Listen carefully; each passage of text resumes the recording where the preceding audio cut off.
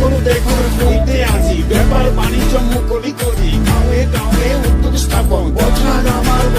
আমাৰ বাৰো মাহে খেতি কৰি ভঁৰাল আমাৰ থাকিব বহি হৰি